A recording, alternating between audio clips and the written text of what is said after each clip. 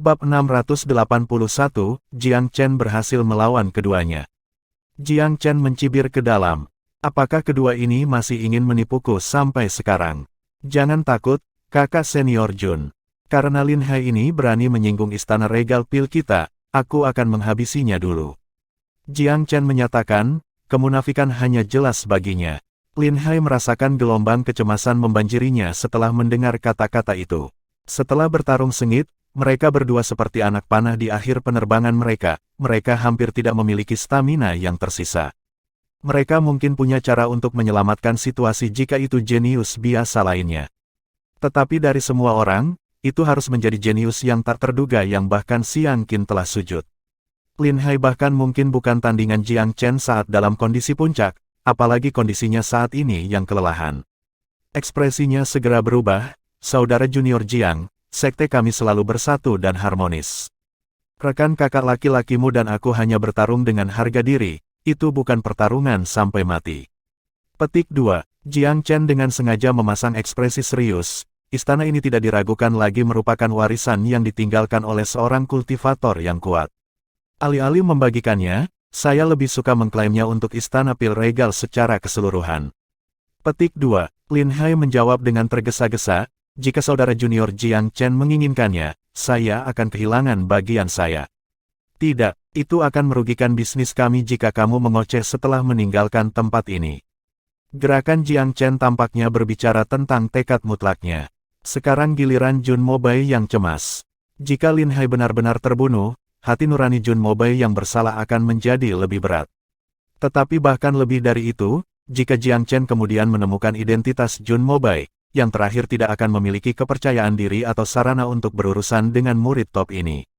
Selain itu, jika dia hanya menonton dan tidak membantu, Lin Hai mungkin mengungkapkan semua yang membuatnya kesal dan menyeret Jun Mobai bersamanya. Jun Mobai buru-buru angkat bicara saat pikirannya hampir berakhir, saudara laki-laki Jiang, jangan melakukan pembunuhan dulu. Lin Hai telah mengungkapkan pikirannya yang tulus. Bagaimanapun, Istana Pil Regal dan Sekte Utara Kegelapan selalu memiliki hubungan persahabatan. Jika mereka mengetahui bahwa kami membunuh jenius nomor satu mereka, saya khawatir hubungan kami akan mencapai titik terendah. Kemudian, musuh kita tidak lagi menjadi Istana Pedang Suci saja. Kereta pemikiran ini sangat masuk akal dalam keadaan normal. Tapi itu terdengar cukup lucu bagi Jiang Chen dengan pengetahuan bahwa salah satu dari mereka adalah murid dari Sekte Langit Ninesuns, dan yang lainnya dari ibu kota surgawi abadi. Mereka masih ingin bermain trik bahkan dalam situasi seperti ini. Jiang Chen berpura-pura tenggelam dalam pikirannya, dan akhirnya menyimpulkan, karena seperti ini, saya akan mengobati luka kakak senior terlebih dahulu. Ini, tolong telan pil penyembuhan ini. Jiang Chen dengan santai melemparkan pil ke arah Jun Mobai. Jun Mobai adalah murid yang menyamar dari Sekte Langit Ninesuns dan dengan demikian secara inheren paranoid. Dia menemukan dirinya dalam kesulitan setelah menerima pil. Apakah saya mengambilnya atau tidak? Dari sini terlihat bahwa dia selalu waspada terhadap Jiang Chen. Dia khawatir di satu sisi bahwa Jiang Chen mungkin sudah melihat identitas mereka, tetapi juga memikirkan istana di sisi lain. Bahkan jika Jiang Chen tidak melihat melalui keduanya, dia mungkin juga berusaha untuk menimbun warisan untuk dirinya sendiri dan mungkin mempertimbangkan untuk membunuh keduanya. Jiang Chen memperhatikan keraguan Jun Mobai, kakak Jun, apakah kamu tidak percaya padaku? Jun Mobai tiba-tiba kehilangan kata-kata. Apakah dia tidak mempercayai Jiang Chen? Bagaimana mungkin dia bisa menjawab dengan setuju? Siapa yang tahu apakah Jiang Chen akan menjadi bermusuhan jika dia merasa Jun Mobai curiga padanya? Jadi Jun Mobai tersenyum. Bukannya aku tidak percaya padamu, hanya saja aku sudah minum pil penyembuhan. Saya akan menyimpan yang baru saja Anda berikan kepada saya untuk digunakan nanti. Tidak perlu membuang obat yang begitu berharga. Petik 2. Wajah Jiang Chen berubah serius, tampaknya Anda sama sekali tidak mempercayai saya. Adik laki-laki, kamu dan aku berasal dari sekte yang sama. Tidak perlu ada kecurigaan. Apakah saya mungkin mempercayai Lin Hai dari Sekte Utara Kegelapan daripada Anda? Kami dari sekte yang sama, dan harus saling mendukung di alam Paramon. Jiang Chen mengangguk, kalau begitu, simpan pilnya untuk digunakan nanti. Biarkan aku membantumu berdiri. Jiang Chen berjalan dengan tangan terulur. Jun Mobai menarik napas dalam-dalam. Dia tahu ini adalah satu-satunya kesempatannya. Kesempatan tidak pernah mengetuk dua kali. Pembunuhnya yang melonjak dengan hati-hati disembunyikan saat Jun Mobei bersiap untuk memberikan kudeta segera setelah Jiang Chen yang tidak dijaga berjalan mendekat. Tepat saat Jiang Chen hendak menjangkau, dia tiba-tiba berhenti dengan sedikit geli di matanya. Kakak senior Jun, hanya ada satu masalah lagi. Apa itu? Jun Mobei bertanya dengan heran. Seperti ini. Saya bertemu dengan beberapa orang di Gunung Rippler Mirage, seorang murid sejati dari Sekte Langit Ninesuns, seorang raja yang gemuk dan seorang raja pil. Gunung Fata Morgana yang berdesir, murid dari Sekte Langit Ninesuns. Jun Mobei terguncang, saudara laki-laki Jiang Chen. Mengapa Anda tidak menyebutkan ini sebelumnya? Petik 2. Jiang Chen menggaruk kepalanya. Saya tidak ingin sekte lain menanyakan terlalu banyak pertanyaan kepada saya, jadi saya menghilangkan beberapa detailnya. Mungkinkah kamu salah? Gunung Rippler Mirage jelas tidak dapat diakses oleh orang normal. Bahkan murid sejati dari Sekte Langit Ninesuns mungkin tidak bisa masuk sesuka hati. Jiang Chen tertawa. Kalau begitu mungkin aku salah mengira mereka sebagai orang lain. Namun, saya memang mendapatkan item dari orang itu. Petik 2. Apa itu? Jun Mobei bertanya dengan rasa ingin tahu. Jiang Chen menghasilkan monster owl dengan putaran tangannya. Hati Jun Mobei berdegup kencang saat melihatnya. Meskipun dia adalah seorang mata-mata, dia tidak asing dengan Sekte Langit Ninesuns. Terlebih lagi, ketika Cao Jin menyebabkan keributan di Istana Regal Pil, dia menggunakan monster owl ini untuk menyerang formasi pertahanan sekte yang hebat.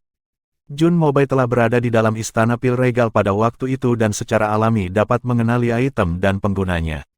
Melihat monster owl Cao Jin di tangan Jiang Chen, Jun Mobei tertegun sejenak.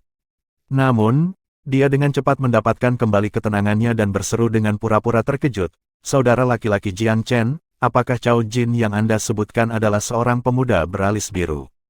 Jiang Chen mengangguk, "Kakak Jun, bagaimana kamu tahu?" Jun Mobei merasakan jantungnya berdebar kencang karena dipenuhi rasa takut yang tak terbatas. Dia menyadari bahwa kakak senior yang sangat kuat, Cao Jin, mungkin telah dibunuh oleh Jiang Chen. Adik laki-laki Jiang Chen benar-benar mengesankan. Pemuda beralis biru itu memang jenius dari Sekte Langit Ninesuns. Dia pernah datang ke Istana Regal Pil untuk membuat masalah dan menggunakan senjata ini saat itu. Jiang Chen berkata dengan wajah penuh kegembiraan, bagaimanapun juga, dia adalah seseorang dari Sekte Langit Ninesuns. Hahaha, fantastis. Jun Mobei bertanya lebih lanjut, lalu apa yang terjadi pada Cao Jin? Saya membunuhnya. Dia memiliki banyak hal baik padanya, jawab Jiang Chen, nadanya sama sekali tidak terganggu. Jun Mobei merasa semua rambutnya berdiri. Itu pada saat ini, tanpa peringatan sebelumnya, seberkas cahaya keemasan melesat keluar dari mata Jiang Chen dan masuk ke pupil Jun Mobei. Yang terakhir merasakan seluruh tubuhnya bergetar sesaat ketika tekanan kuat mulai menyempitkan jiwanya. Darah, pembuluh darah, dan bahkan kesadarannya mulai terasa semakin lamban. Apa yang sedang terjadi? Jun Mobei merasa seperti dia telah jatuh ke dalam gua es. Sebuah kesadaran mengejutkannya, tetapi pada saat itu, sinar cahaya kedua telah menembus matanya. Gelombang demi gelombang. Gelombang cahaya keemasan menembus pupilnya saat kekuatan pemadatan dari mata emas jahat menyerbu matanya. Jiang Chen, kamu. Jun Mobei telah menyadari sekarang bahwa dia telah menjadi mangsa rencana Jiang Chen. Dia sebenarnya telah waspada terhadap Jiang Chen, tetapi masih gagal untuk melindungi dirinya dari langkah ini meskipun semua tindakan defensifnya. Lin Hai di dekatnya dengan cepat memahami situasi dan menyadari bahwa identitas mereka telah dikompromikan begitu dia melihat Jun Mobei jatuh ke dalam rencana Jiang Chen. Dia ketakutan, karena kebutuhan untuk melarikan diri memenuhi pikirannya.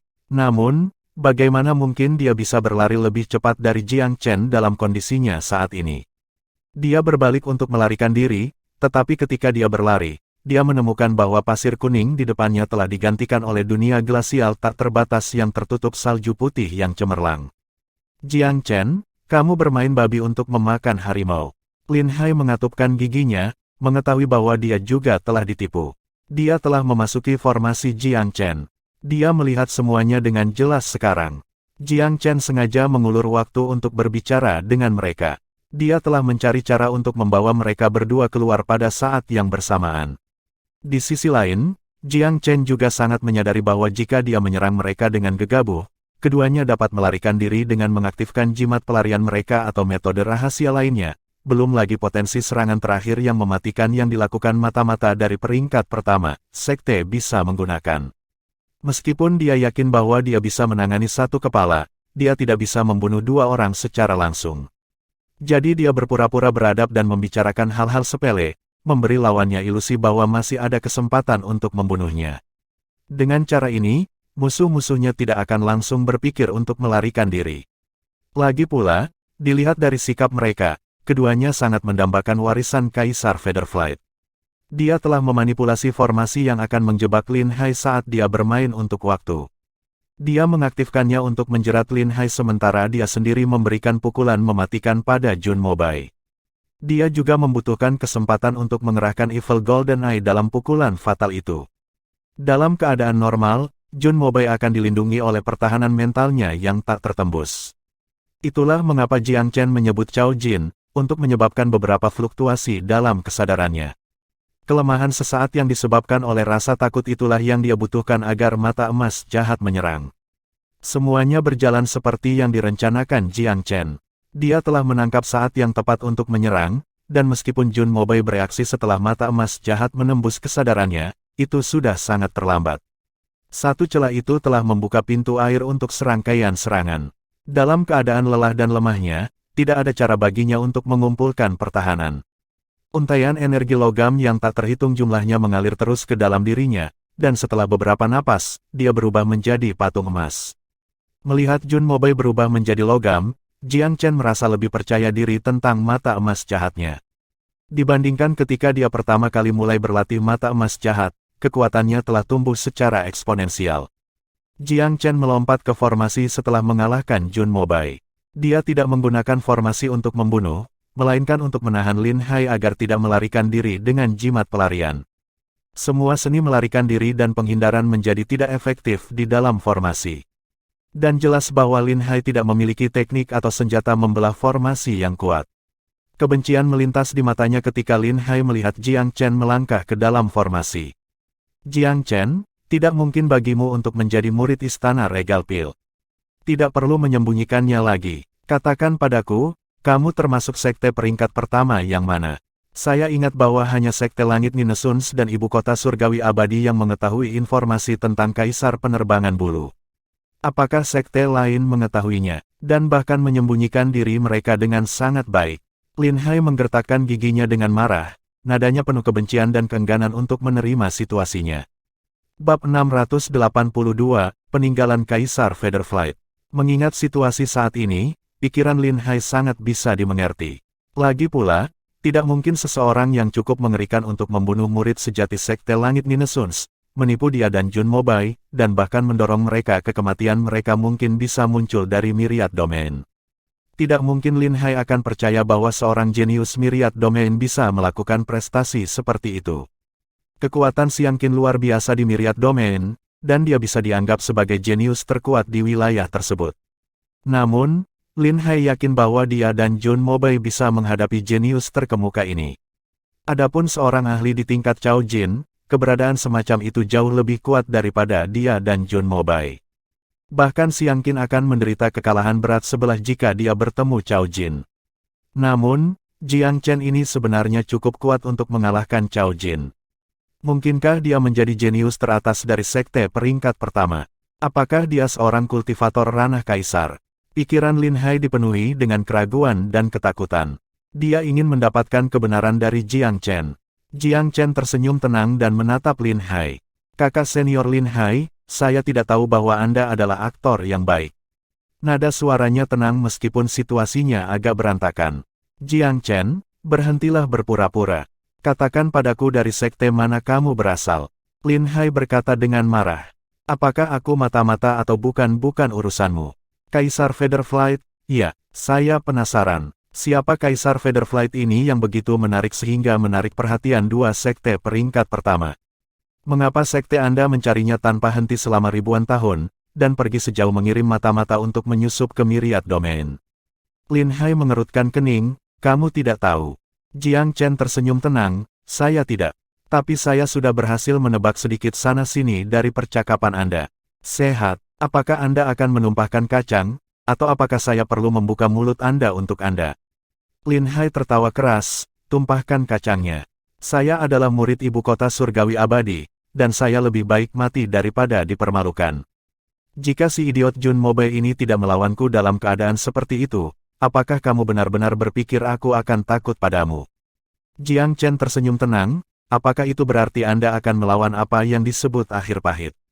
Wajah Lin Hai menjadi gelap, kamu harus batuk sesuatu jika kamu ingin membunuhku. Apakah saya? Jiang Chen tidak menyia-nyiakan napasnya. Dia mengguncang manik-manik rosario prajurit sekali, dan memanggil seorang ksatria lapis baja dari alam sage langit dan 3 sage bumi, mengelilingi Lin Hai sepenuhnya. Lin Hai memucat, Jiang Chen, apakah kamu hanya tahu cara memainkan trik murahan?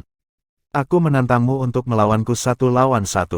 Melawanmu 1 lawan 1. Saya khawatir saya hanya akan mengotori tangan saya seperti itu.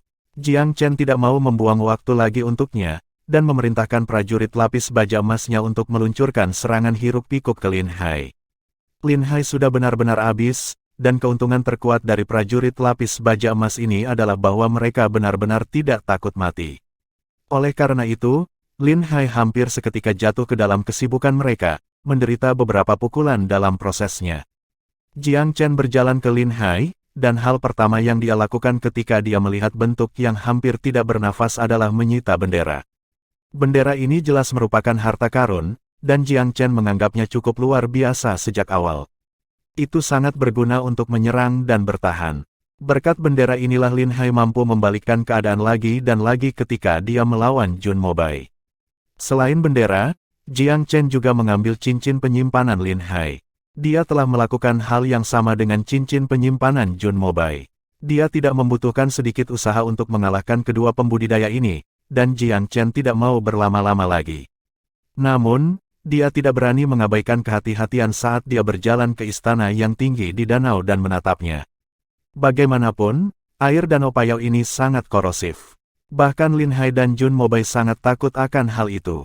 Jiang Chen mungkin telah mengolah tubuh emas dari 9 transformasi setan dan dewa, tapi dia masih tidak mau menguji korosivitas air danau dengan tubuh emasnya. Itulah mengapa dia menggunakan bendera Lin Hai untuk melindungi dirinya sendiri. Jiang Chen tahu bahwa tempat tinggal ini sama sekali tidak sama dengan bangunan lain di alam Paramon. Itu kemungkinan besar tempat tinggal spasial yang secara alami portabel.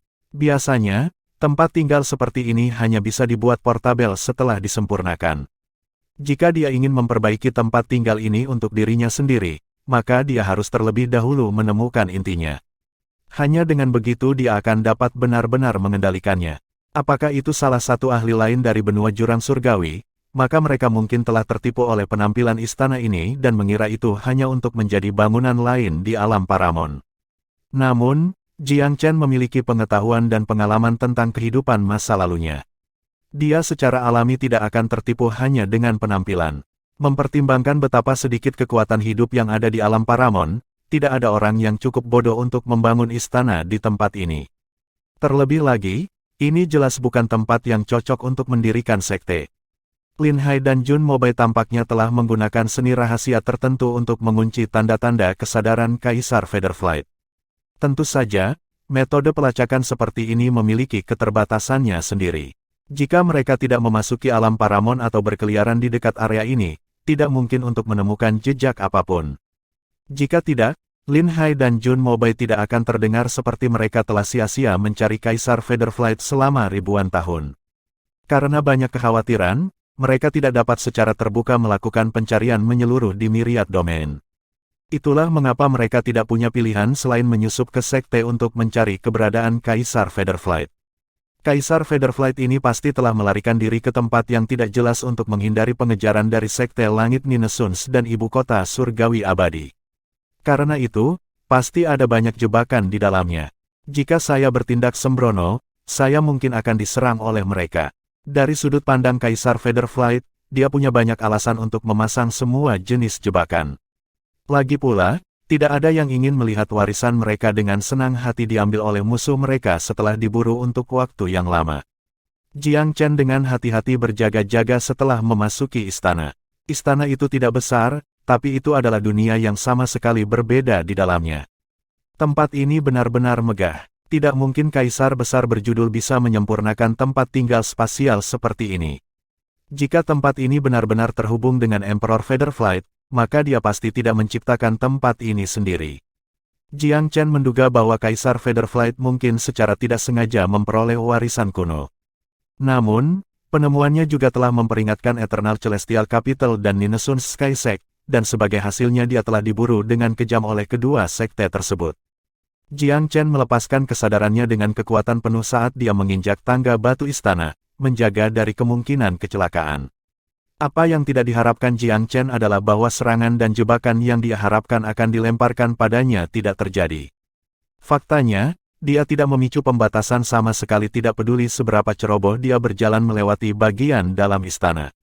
Aneh sekali. Situasi ini hampir membuat Jiang Chen tidak percaya pada akal sehatnya. Jelas bahwa tempat tinggal istana ini mengandung beberapa batasan yang sangat kuat. Namun, tidak satupun dari mereka menunjukkan tanda-tanda aktif sama sekali. Jiang Chen telah sangat berpengalaman dan berpengetahuan luas dalam kehidupan masa lalunya, dan dengan demikian bisa kurang lebih menyimpulkan aliran kekuasaan dan pembatasan di dalam istana. Jika pembatasan ini dalam keadaan siaga tinggi, maka pasti energi di dalam dan di sekitar mereka akan seimbang pada pemicu rambut, dengan aktivitas yang nyaris tidak ditekan. Tetapi semakin dia memeriksanya, semakin patuh pembatasan itu. Tidak ada satupun yang tampaknya siap untuk memicu, apalagi menjadi sangat sensitif terhadap penyusup. Mungkinkah Kaisar Featherflight gagal memperbaiki tempat tinggal ini sama sekali setelah dia mendapatkannya? Apakah itu sebabnya dia tidak menetapkan batasan ini untuk secara otomatis menyerang penyusup? Pikiran Jiang Chen dipenuhi dengan pertanyaan. Mungkin saja Kaisar Featherflight telah terbunuh sebelum dia berhasil memperbaiki warisan dari istana. Jiang Chen melewati banyak koridor dan akhirnya tiba di aula belakang istana. Jiang Chen baru saja menginjakkan kaki di atas pintu masuk ketika dia melihat sesosok mayat duduk bersila di dalam. Dari kejauhan, tubuh tampak seperti sedang dalam keadaan meditasi. Ekspresi wajahnya tampak seperti biasa. Jika bukan karena fakta bahwa pria ini tidak memancarkan riak vitalitas sama sekali, Jiang Chen akan hampir curiga bahwa dia masih hidup. Warna kulit dan wajahnya benar-benar terlihat seperti aslinya. Pria ini sedang duduk bersila dengan ekspresi muram di wajahnya. Tampaknya dia bahkan tidak ingin kematian merusak selera gaya dan harga dirinya. Wajahnya tidak berisi perjuangan yang biasanya akan dihadapi seseorang di ranjang kematian mereka. Apakah dia Kaisar Featherflight? Jiang Chen melihat ke belakang orang itu dan melihat pemandangan yang menakjubkan dari sepasang sayap. Itu benar-benar pemandangan yang luar biasa. Pria ini benar-benar kaisar besar berjudul, mengingat tubuhnya belum membusuk bahkan setelah 1000 tahun. Jiang Chen tidak mendekati tubuh dengan tergesa-gesa. Sebaliknya, dia berdiri jauh dan mengamati tubuh dengan hati-hati. Hanya butuh beberapa saat baginya untuk menemukan bahwa tidak ada batasan atau jebakan di sekelilingnya sama sekali. Jiang Chen sekarang benar-benar bingung. Jika Kaisar Featherflight benar-benar terpaksa melarikan diri ke tempat seperti ini, tidak mungkin dia akan mengekspos tubuhnya secara terbuka dan mudah. Bahkan lebih tidak masuk akal bahwa dia tidak akan mengatur sedikit sesuatu untuk menghadapi musuh-musuhnya. Mungkinkah Kaisar Featherflight telah kehilangan semua kemampuan untuk melawan sebelum kematiannya? Itu juga tidak terlihat seperti itu. Jika dia bisa mati dengan penampilan tenang dan tenang ini, maka dia seharusnya tidak begitu tidak berdaya. Jiang Chen mendekatinya perlahan. Kemudian, dia melihat beberapa kata telah terukir di lantai sebelum Emperor Featherflight. Pemberitahuan untuk mereka yang datang setelah. Nama saya Featherflight. Saya telah melakukan perjalanan melintasi benua jurang surgawi tanpa hambatan selama ribuan tahun. Terhadap harapan yang masuk akal, saya diburu oleh Sekte Langit Ninesuns dan Ibu Kota Surgawi Abadi dan akhirnya mengembara ke tempat ini. Saya telah membakar sumbu hidup saya, dan telah memutuskan untuk menggunakan tempat ini sebagai tempat kelahiran kembali saya. Saya akan membuang kekuatan dan esensi seumur hidup saya dengan harapan memasuki siklus kelahiran kembali. Bagi seseorang yang mendekati kematiannya, semua keuntungan dan kerugian di dunia ini hanyalah hal yang sementara. Angsa meninggalkan suaranya setelah terbang, tetapi warisan seseorang setelah kehidupan adalah namanya. Saya mendominasi benua jurang surgawi pada satu titik, dan merupakan pahlawan saat itu. Oleh karena itu, Saya akan meninggalkan warisan saya dengan harapan pewaris masa depan saya akan dapat menyebarkan nama Kaisar Featherflight dan membalas saya. Pewarisku harus melenyapkan Ninesun's Sky Sect dan Eternal Celestial Capital. Kemudian, Kaisar Featherflight bahkan merinci beberapa pengalamannya saat dia sedang diburu oleh Sekte Langit Ninesuns dan Ibu Kota Surgawi Abadi, dan beberapa alasan dia memilih untuk melarikan diri ke tempat ini. Ia juga menjelaskan beberapa proses dan alasan mengapa ia memilih dasar danau ini. Saya seorang kaisar bergelar, dan saya tidak berbagi ikatan dengan Sekte Langit Ninesuns dan Ibu Kota Surgawi Abadi.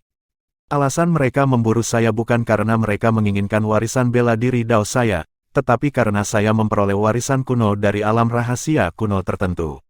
Warisan kuno ini telah ditinggalkan oleh seorang ahli Empyrean yang hebat. Namun, itu tidak hanya berisi dekrit Empyrean, tetapi juga perintah rahasia dari ranah rahasia takdir legendaris. Alam takdir dikatakan terhubung ke tepi hukum surgawi. Ini memungkinkan seorang kultivator untuk terhubung langsung dengan hukum surgawi dan naik ke alam surga. Untuk sesaat, hati Jiang Chen dipenuhi dengan emosi yang tak terlukiskan saat dia membaca pesan terakhir Kaisar Featherflight. Dia telah menduga bahwa akan ada sesuatu yang luar biasa seperti dekrit kerajaan di antara barang-barang itu, tetapi dia tidak pernah bermimpi bahwa Kaisar Featherflight akan memiliki perintah rahasia yang akan memungkinkan perjalanan ke alam rahasia hukum surgawi juga. Jiang Chen mungkin tidak mengenal benua jurang surgawi dengan baik, tetapi dia tahu bahwa setiap bidang fisik memiliki alam rahasia yang terhubung dengan hukum surgawi. Biasanya, setelah seorang ahli bidang fisik memperoleh pengakuan hukum surgawi, mereka akan naik ke bidang surgawi melalui saluran normal orbit langit. Jika mereka tidak mendapatkan konfirmasi ini, maka mereka harus menggunakan alam rahasia untuk melakukannya. Alam rahasia akan memberikan seorang kultivator kesempatan yang sama untuk mendapatkan pengakuan hukum surgawi, dan naik langsung ke alam surga. Bab 683, Memperbaiki Tempat Tinggal. Jiang Chen telah melakukan penelitian berlebihan ke semua jenis alam fisik di kehidupan masa lalunya. Banyak jenius yang dia temui sebenarnya telah naik dari alam fisik ini. Akibatnya, dia tahu banyak tentang pesawat-pesawat itu. Ranah rahasia nasib ini kemungkinan besar adalah alam rahasia tingkat tertinggi di pesawat biasa seperti benua Divine Abyss. Sesuatu seperti ini biasanya tidak akan muncul dengan mudah. Penemuannya tidak diragukan lagi akan membawa perubahan yang mengguncang dunia ke bidang biasa tempat ia muncul. Bagaimanapun, jalan menuju hukum surgawi mungkin tidak muncul sekali dalam 10.000 tahun. Ini adalah pertama kalinya Jiang Chen melihat dengan jelas kata-kata, pesawat surgawi, sejak reinkarnasinya. Meskipun pesan itu hanya menyebutkan kata-kata tanpa detail klarifikasi apapun, Jiang Chen masih merasakan kegembiraan mulai muncul di dadanya. Meskipun alam semesta sangat luas, dengan banyak pesawat surgawi, belum lagi yang terhubung ke benua jurang surgawi mungkin belum tentu yang ayahnya telah memerintah di masa lalu, Jiang Chen masih tidak bisa membantu tetapi merasa banyak antisipasi ketika dia melihat kata-kata, pesawat surgawi. Alam rahasia takdir, dekrit Empyrean, dan pesawat surgawi, ini semua jauh melampaui myriad domain. Tidak heran Eternal Celestial Capital dan Ninesun's Sky Sect mengejarnya selama 1000 tahun. Tidak heran mereka rela membuat persiapan selama 1000 tahun di myriad domain. Tujuan mereka adalah hal-hal ini. Jiang Chen sudah menebak dari awal bahwa itu mungkin seperti ini. Sebuah sekte peringkat pertama tidak akan gigih ini jika hanya warisan Kaisar Featherflight yang mereka dambakan. Bagaimanapun, sekte peringkat pertama tidak kekurangan kaisar besar. Faktanya, mereka semua memiliki beberapa kaisar hebat. Mereka memiliki lebih banyak pembudidaya kaisar yang telah naik ke ranah kaisar, tetapi belum memperoleh gelar. Tidak mungkin warisan Kaisar Featherflight akan semenarik ini bagi sekte peringkat pertama. Di akhir pesan, Kaisar Featherflight kembali menekankan bahwa ahli warisnya harus melenyapkan Sekte Langit 9 dan Ibu Kota Surgawi Abadi. Terbukti dari prasasti ini kedalaman kebencian Kaisar Featherflight terhadap kedua sekte tersebut. Lagi pula, alasan dia meninggal karena luka-lukanya sepenuhnya karena pengejaran tanpa henti dari kedua sekte ini. Namun, Jiang Chen tidak bisa tidak merasakan sedikit pun rasa aneh. Dia tidak ragu bahwa Kaisar Featherflight sangat membenci kedua sekte ini, tetapi masih ada sesuatu yang tidak sesuai dengan kata-kata ini. Jika prasasti ini ditujukan pada ahli waris biasa, maka semua yang tertulis di sini akan masuk akal dan dapat dipahami dengan sempurna. Namun, Kaisar Featherflight seharusnya tidak menganggap bahwa ahli warisnya adalah orang biasa. Dia seharusnya fokus pada kemungkinan besar bahwa Eternal Celestial Capital dan Ninesun's Sky Sect akan menemukannya. Lagi pula, dalam situasi di mana dia diburu tanpa istirahat, merekalah yang paling mungkin untuk melacaknya. Bukankah semua prasastinya akan sia-sia? Begitu orang-orang dari Ninesun's Sky Sect atau Eternal Celestial Capital menerobos masuk, siapa yang akan peduli dengan kata-katanya yang terukir? Warisannya akan dirampok seperti mengambil permen dari bayi. Bahkan, mereka bahkan mungkin akan mempermalukan tubuh Kaisar Featherflight. Jiang Chen berhenti ketika dia memikirkan hal ini. Dengan kecerdasan Kaisar Featherflight, mustahil dia tidak menyadari kesalahan besar dalam rencananya.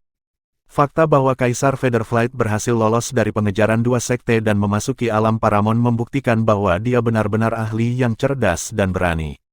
Bagaimana mungkin dia tidak mempertimbangkan gagasan bahwa orang pertama yang memasuki tempat ini adalah seseorang dari sekte Langit Ninesuns atau ibu kota surgawi abadi? Jika itu terjadi, bukankah kata-kata terakhirnya akan menjadi lelucon? Jika saya adalah Kaisar Featherflight, saya tidak akan pernah mengabaikan kesalahan besar dalam rencana saya. Saya benar-benar akan menemukan cara untuk mengelabui kedua sekte ini ke dalam jebakan. Jiang Chen menempatkan dirinya pada posisi kultivator kerajaan. Jika itu dia tidak akan pernah membiarkan lawannya tertawa terakhir. Itulah mengapa Jiang Chen tidak sembarangan menyentuh warisan Kaisar Featherflight, meskipun mereka berada tepat di belakang pembudidaya. Aku tidak boleh bertindak sembarangan. Kaisar Featherflight pasti melakukan ini untuk alasan yang bagus. Mungkin dia meletakkan warisannya di belakangnya untuk merayu orang-orang dari dua sekte ini untuk mengambilnya. Jiang Chen hampir bisa membayangkan seluruh istana meledak begitu dia menyentuh barang-barang itu dengan sembarangan.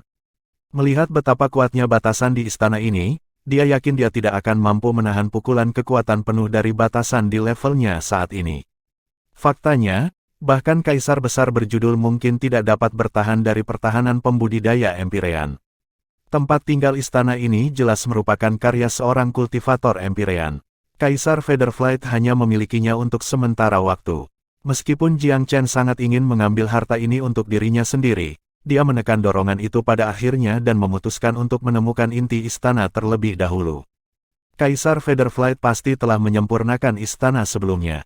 Istana kemudian menjadi tak bertuan sekali lagi setelah Kaisar Featherflight meninggal. Jika Jiang Chen dapat menemukan intinya, dia dapat memperbaikinya seperti yang dimiliki Kaisar Featherflight dan menjadi tuannya. Begitu dia memperbaiki istana, itu akan sepenuhnya di bawah kendalinya. Saat itu terjadi, semua jebakan yang telah disiapkan Kaisar Featherflight akan terungkap. Mari kita lakukan dengan cara ini. Aku tidak bisa bertindak seperti yang Kaisar Featherflight pikirkan, atau aku pasti akan jatuh ke dalam perangkapnya. Jiang Chen sangat sadar dan sangat rasional saat ini. Dia tahu bahwa dia harus mematuhi logikanya daripada dipimpin oleh Kaisar Featherflight. Meskipun pesan terakhir Kaisar Featherflight tidak memiliki tanda petunjuk yang jelas, Jiang Chen telah menyimpulkan bahwa itu mungkin semua tindakan untuk merayu sekte Langit Ninesuns dan ibu kota surgawi abadi ke dalam jebakan. Jika dia adalah seseorang dari dua sekte dan tidak tahu bagaimana tipe tempat tinggal portabel ini bekerja, ada kemungkinan besar dia akan gegabah maju. Jika itu benar-benar jebakan yang dibuat oleh Kaisar Featherflight, maka konsekuensinya akan terlalu buruk untuk dipikirkan. Jiang Chen melakukan 4 patroli penuh di pedalaman, menyelidiki setiap detail. Jika itu adalah jenius benua Divine Abyss lainnya, mereka tidak akan tahu apa yang harus dilakukan sama sekali. Anak-anak muda di dunia ini memiliki pengetahuan yang terbatas. Mereka tidak memiliki pengakuan yang jelas tentang pekerjaan seorang kultivator Empyrean. Hanya seorang ahli yang memiliki firasat tentang apa istana ini, dan untungnya wawasan Jiang Chen melebihi bahkan seorang pembudidaya Empyrean. Ini adalah keuntungan terbesarnya. Jiang Chen mengarahkan pandangannya ke 3 lokasi yang agak mencurigakan sekitar 4 jam kemudian. Lokasi-lokasi tertentu itu tampak agak tidak berbahaya, dan tidak terlalu berbeda dari bagian lain istana. Dari sudut pandang dan analisisnya, dia yakin salah satu dari 3 lokasi ini adalah inti istana. Karena dia telah mengamati banyak pemurnian di masa lalunya, dia agak akrab dengan bagaimana pengrajin terinspirasi dan jejak pemikiran mereka. Tidak diragukan lagi bahwa ketiga tempat ini paling cocok dengan pola pikir seorang ahli. Tempat pertama yang diselidiki Jiang Chen dengan kesadarannya tidak menanggapinya. Tetapi ketika dia menyelidiki tempat kedua, dia segera memastikan bahwa itu adalah tempat yang tepat. Ini dia sangat gembira. Meskipun dia belum pernah mengalami perasaan ini secara pribadi di masa lalu, dia telah mendengar banyak orang menggambarkannya. Dia tahu bahwa dia telah menemukan inti istana. Seperti yang dia harapkan, dia merasakan umpan balik langsung datang dari istana saat dia mengisinya dengan kesadarannya dan berusaha memperbaikinya. Berkat kehidupan masa lalunya, dia dengan cepat mengerti bagaimana dia harus melanjutkan. Saat Jiang Chen terus memperbaiki intinya, respons istana menjadi sangat intens. Bertumpuk-tumpuk informasi dan data terkait keraton tercurah di benaknya. Itu adalah pengalaman yang cukup luar biasa. Haha, aku tahu ini adalah tempat tinggal portabel. Seperti yang saya duga, pencipta kediaman ini adalah ahli Empyrean. Faktanya, dia adalah ahli Empyrean tingkat menengah, luar biasa. Ahli Empyrean tingkat menengah ini sebenarnya adalah ahli benua neraka surgawi dari 200.000 tahun yang lalu. Cek, zaman kuno tentu memiliki sejarah yang termasyhur. Jiang Chen kagum saat dia memindai informasi. Dia juga menduga bahwa Kaisar Featherflight hanya berhasil memperbaiki sebagian kecil dari istana. Dia belum memperbaiki tempat tinggal sepenuhnya. Kalau tidak, dia bisa menggunakan istana untuk melawan dua sekte itu. Dia bahkan bisa menggunakan kekuatan pembatasan di dalam istana untuk menghancurkan para pengejarnya. Menurut informasi yang tertinggal, kastil memiliki batasan yang sangat kuat. Tidak ada seorang pun di bawah alam Empyrean yang bisa diharapkan untuk bertahan hidup setelah itu diaktifkan. Tentu saja, tidak mudah untuk mengaktifkan pembatasan. Dengan jumlah sumber daya yang tersisa di dalam, itu bisa menyerang paling banyak 3 kali. Setelah ketiga kali habis, dia harus menemukan sumber kekuatan roh baru.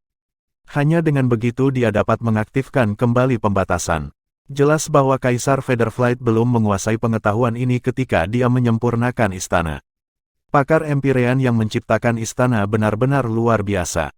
Jika saya tidak memiliki ingatan tentang kehidupan masa lalu saya dan mengetahui beberapa metode pemurnian tingkat surgawi, kemungkinan besar saya akan mengalami nasib yang sama dengan Kaisar Featherflight. Saya tidak akan tahu tentang semua isi istana. Jiang Chen tiba-tiba merasakan kepuasan yang luar biasa. Dia tahu bahwa dia telah berhasil kali ini.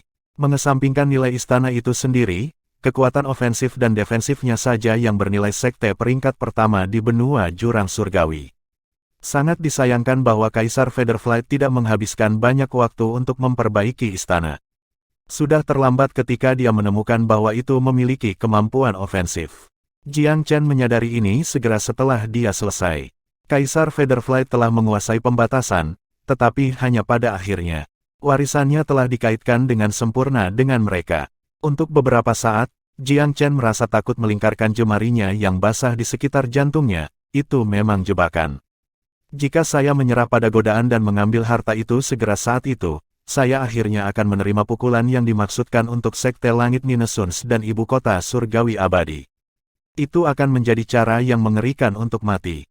Tapi sekarang, dia telah menjadikan istana miliknya sendiri. Setiap potongan informasi tentang istana menyaring pikirannya, termasuk kesengsaraan Kaisar Featherflight.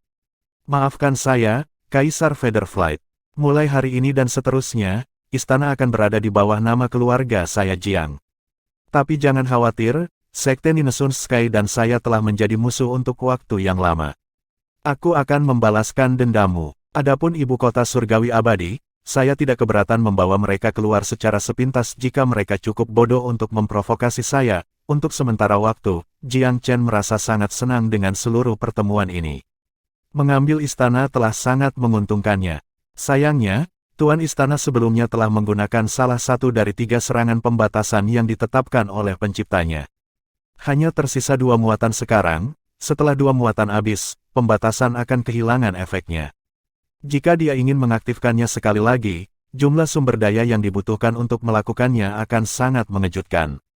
Bahkan kekayaan Jiang Chen saat ini tidak akan cukup untuk mengisi 1/20 dari sumber daya yang dibutuhkan untuk mengaktifkan satu serangan.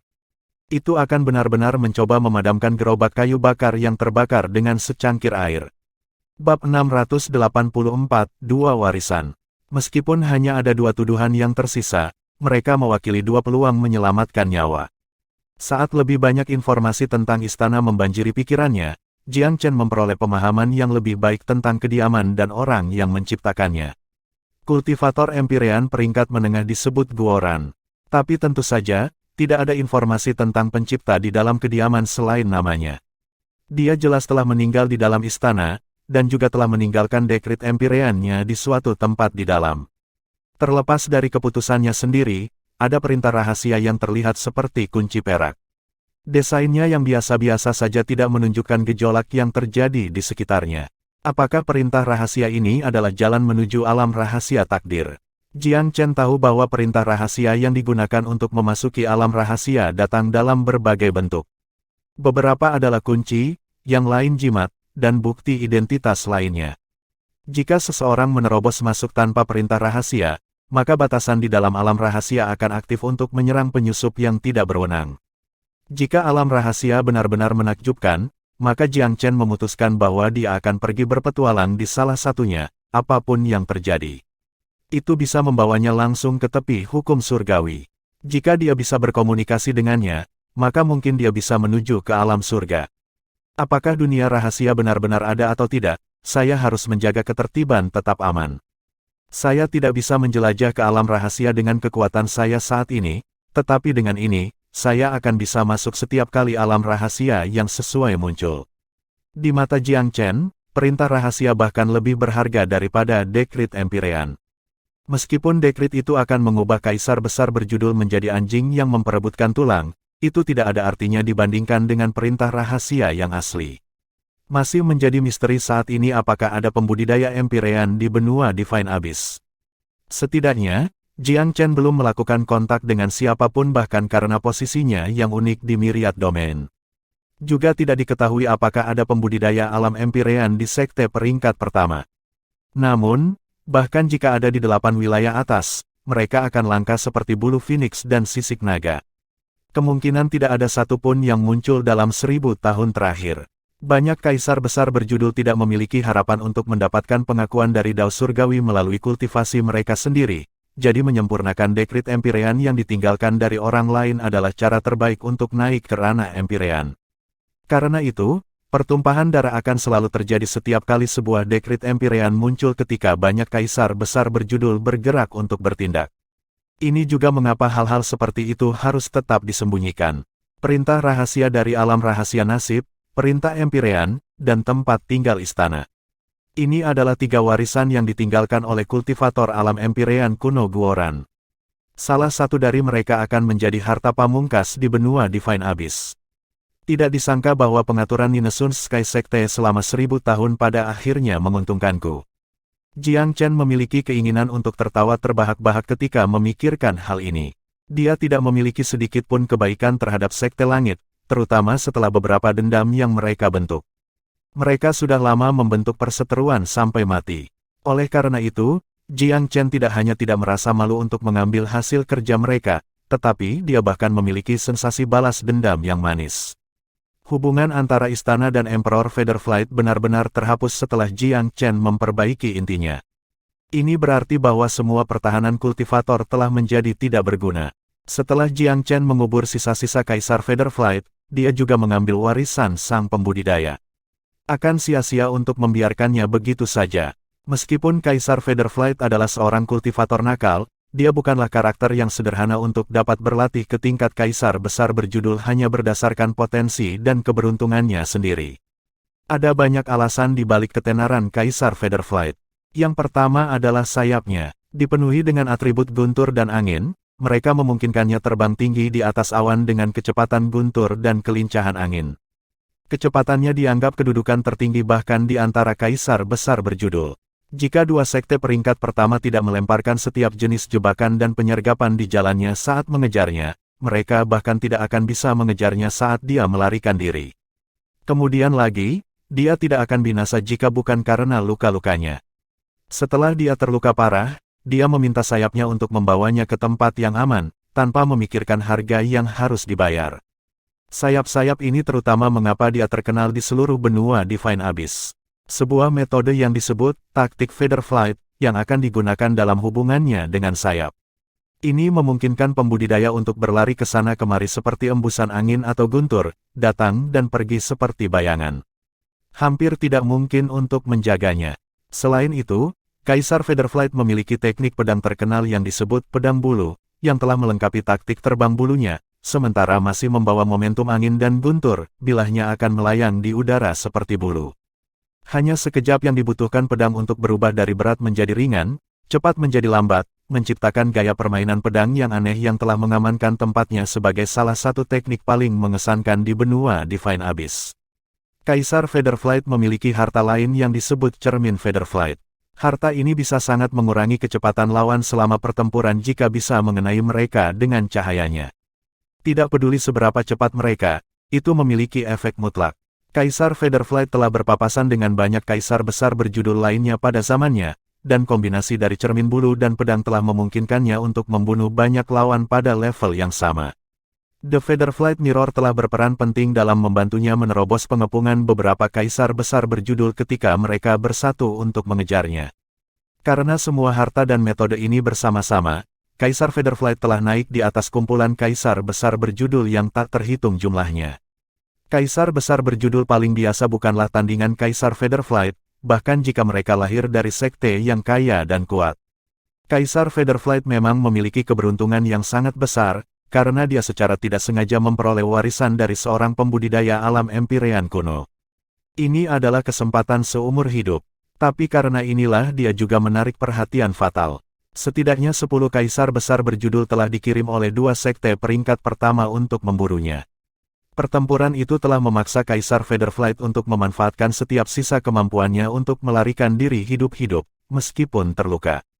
Tapi dia berhasil menghilangkan baunya ketika dia memasuki Myriad Domain. Mereka berspekulasi dengan liar, berpikir bahwa dia berhasil melewati Myriad Domain dan memasuki hutan belantara yang sunyi. Daerah itu bukan wilayah manusia, jadi bahkan sekte peringkat pertama pun tidak berani masuk dengan gegabah. Mereka juga mempertimbangkan alam Paramon, tetapi merasa bahwa jumlah energi kehidupan yang sangat kecil di dalam Myriad Domain tidak akan mampu mendukung kaisar besar berjudul begitu lama. Tambahkan ke fakta bahwa itu adalah era Myriad Empire saat itu, jadi itu bukan proposisi yang mudah untuk menggertak Myriad Domain agar patuh. Memasuki alam Paramon secara paksa mungkin telah membuat khawatir kekaisaran segudang dan memulai reaksi berantai. Mereka bahkan mungkin dipaksa untuk mengungkap rahasia Kaisar Featherflight. Oleh karena itu, apakah itu sekte langit Ninesuns atau ibu kota surgawi abadi, keduanya sangat sunyi saat mereka diam-diam mulai mencari. Tidak sampai 100 tahun, kedua sekte akhirnya berpikir untuk menanam orang-orang mereka sendiri ke dalam Myriad Domain dan membuat para jenius muda mereka mencari di alam Paramon. Mata-mata mereka sebenarnya berhasil masuk selama upacara besar sebelumnya, tetapi datang dengan tangan kosong. Tidak sampai upacara khusus ini ketika Lin Hai dan Jun Mobile memanfaatkan pengalaman para pendahulu mereka dan menghindari rute yang sebelumnya dicari, mereka akhirnya menemukan sesuatu. Tapi semuanya jatuh ke tangan Jiang Chen pada akhirnya.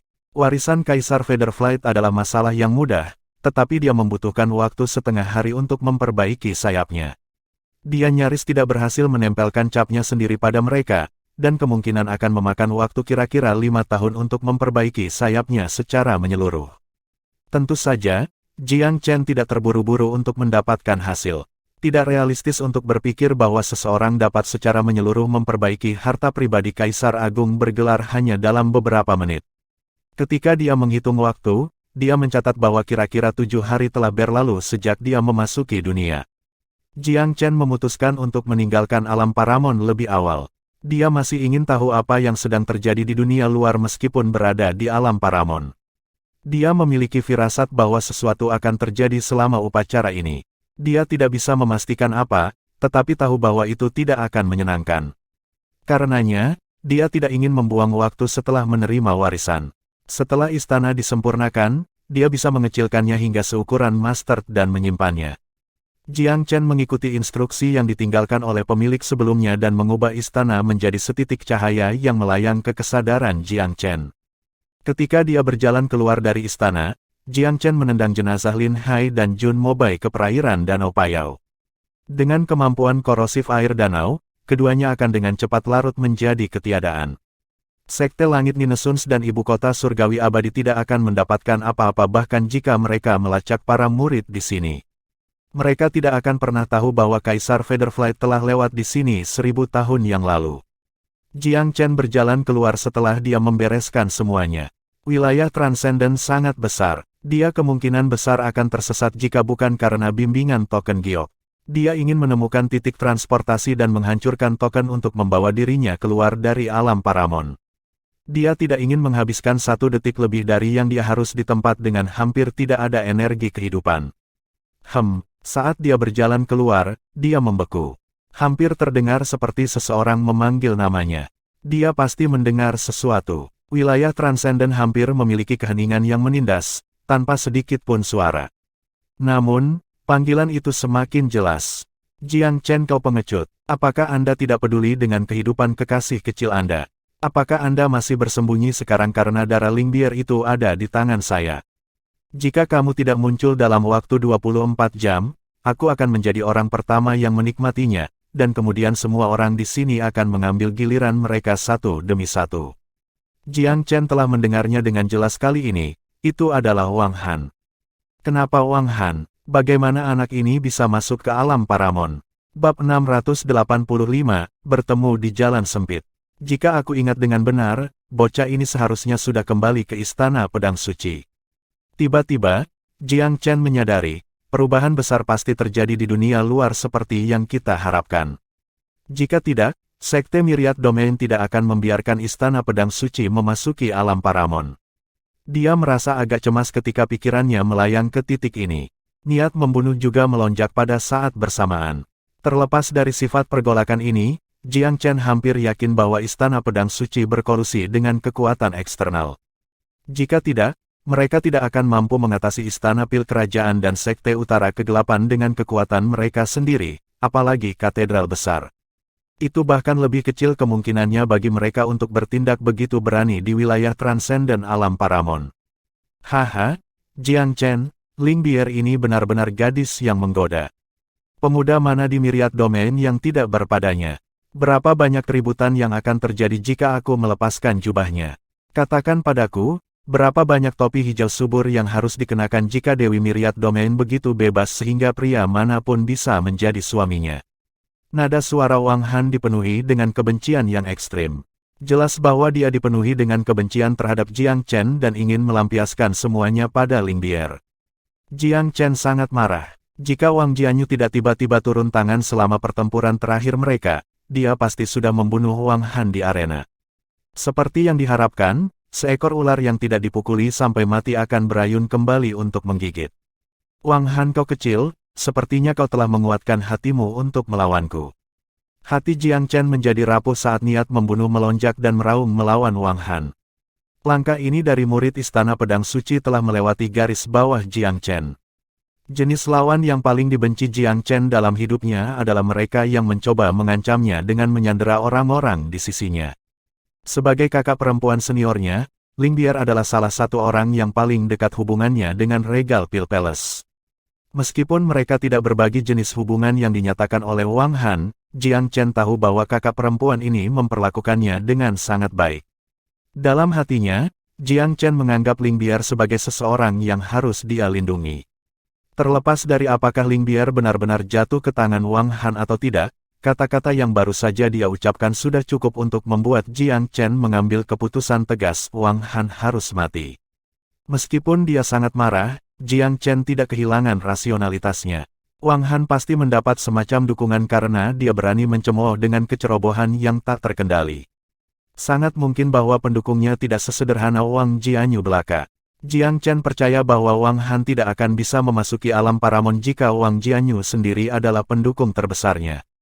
Pelindung yang lebih kuat pasti telah muncul, kekuatan yang bahkan Xiang Wentian dari Katedral Agung tidak dapat menolaknya. Mungkinkah Sekte Ninesuns Sky akhirnya membuang semua kepura-puran keramahan? Hati Jiang Chen penuh dengan pertanyaan. Mempertimbangkan masalah Kaisar Featherflight, kecil kemungkinan Sekte Langit Ninesun akan meletus dalam permusuhan terbuka seperti ini dan meluncurkan invasi terbuka. Jika Sekte Langit secara terbuka meluncurkan invasi, tidak diragukan lagi akan mengundang perhatian sekte peringkat pertama lainnya. Itu sama sekali tidak sesuai dengan rencana mereka. Jika bukan Sekte Langit Ninesuns, lalu ibu kota surgawi abadi. Jiang Chen menggelengkan kepalanya memikirkan hal ini. Sekte Ninesuns Sky dan Eternal Celestial Capital berada dalam situasi yang sama. Mereka harus merencanakan secara rahasia jika mereka ingin terlibat. Mereka tidak akan pernah menyerang secara terang-terangan. Suara Wang Han dan tawa nakal terdengar terus-menerus. Kata-katanya dipenuhi dengan kata-kata kotor yang tak tertahankan, benar-benar menunjukkan kepribadiannya yang buruk. Tiba-tiba, suara dingin dan jernih Ling Bier memotong udara. Wang Han, tangisan kerasmu hanya membuktikan rasa bersalahmu. Memikirkan bahwa jenius pertama yang dibanggakan dari Istana Pedang Suci akan sangat menyedihkan. Sungguh memalukan, bahkan jika Anda telah menemukan diri Anda sebagai pendukung kerajaan Kaisar, itu tidak mengubah fakta bahwa Anda gagal. Bahkan jika Anda mengenali Kaisar Merah Besar sebagai ayah baptis Anda akan selalu gagal di depan Jiang Chen. Petik 2. Ekspresi Jiang Chen berubah serius setelah mendengar suara Ling Bier. Itu memang kakak perempuan Ling Bier. Api kemarahan melonjak di hatinya bersama dengan niat membunuh yang tak terbatas. Wang Han, Wang Han. Jiang Chen mengulangi nama itu dengan pelan saat rasa dingin yang mematikan melintas di matanya. Itu benar-benar membuat Jiang Chen marah. Dia mampu menenangkan dirinya setelah beberapa upaya tanpa kehilangan rasionalitasnya. Dia tahu bahwa kata-kata Ling Bier sebenarnya dimaksudkan sebagai peringatan. Wilayah pertengahan besar Scarlet, para pembudidaya alam Kaisar. Jiang Chen terguncang, dia tidak pernah berpikir bahwa para penyerbu akan berasal dari Great Scarlet Mid Region. Mungkinkah sejarah dari 600 tahun yang lalu akan terulang kembali? Situasinya menjadi semakin kompleks dengan invasi ke wilayah tengah Great Scarlet. Wilayah pertengahan merah besar, wilayah pertengahan merah besar. Saat api murka melompat dan berderak, pikirannya malah menjadi tenang. Dia sekarang menyadari musuh dan arah yang harus dia ambil. Tidak hanya Great Scarlet Mid Region yang bertetangga dengan Myriad Domain, tetapi ada juga permusuhan yang mendalam di antara keduanya. Invasi terbuka tidak mengejutkan, tapi, dengan kepura-puraan seperti apa mereka mengangkat spanduk kali ini. Selama invasi 600 tahun yang lalu, Great Scarlet Mid Region mengaku membalas pelanggaran Myriad Empire terhadap gadis suci Great Scarlet. Meskipun alasan yang buruk, itu berfungsi sebagai pembenaran. Apa alasan mereka kali ini?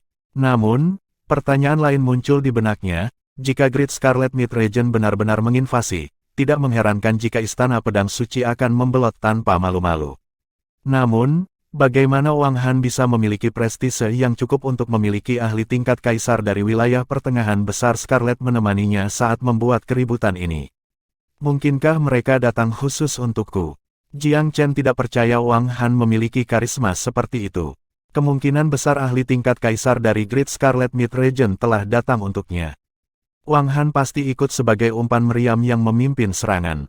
Jiang Chen sangat memperhatikan setelah memikirkannya. Meskipun dia tidak tahu mengapa Great Scarlet ingin menemukannya secara khusus, dia menduga bahwa itu mungkin ada hubungannya dengan herbal peringkat langit yang dia peroleh dari kebun herbal kuno. Bahkan bisa terkait dengan pil panjang umur. Menjadi daerah pertengahan besar Scarlet, mereka pasti akan mendapatkan informasi ini. Akan mudah untuk menguncinya. Adapun dia berada di alam Paramon, kemungkinan besar orang-orang dari Istana Pedang Suci telah membocorkan informasinya. Jiang Chen telah merasakan saat ini bahwa pesta Wang Han secara bertahap mendekati lokasinya. Jarak mereka paling jauh 5 km. Sama sekali tidak menerima tanggapan setelah aliran provokasi yang berlebihan, Wang Han memelototi Ling Bier dengan ganas.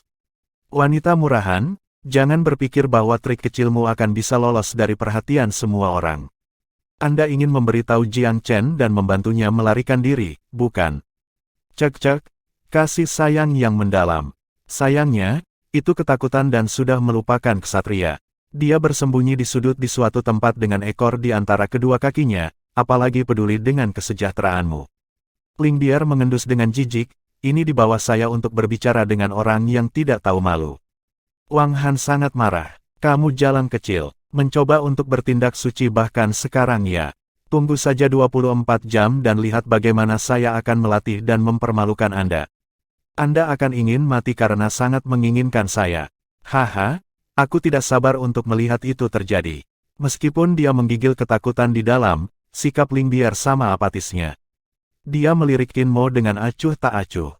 Senior, ketika saya setuju untuk mengikuti Anda, saya menyatakan bahwa kondisi saya tidak untuk dipermalukan. Jika senior tidak menepati janjinya, dan karena junior ini tidak bisa mengalahkanmu, aku hanya bisa meledakkan rohku kalau begitu. Qin Mo tertawa hambar. Las, apakah kamu mencoba mengancamku?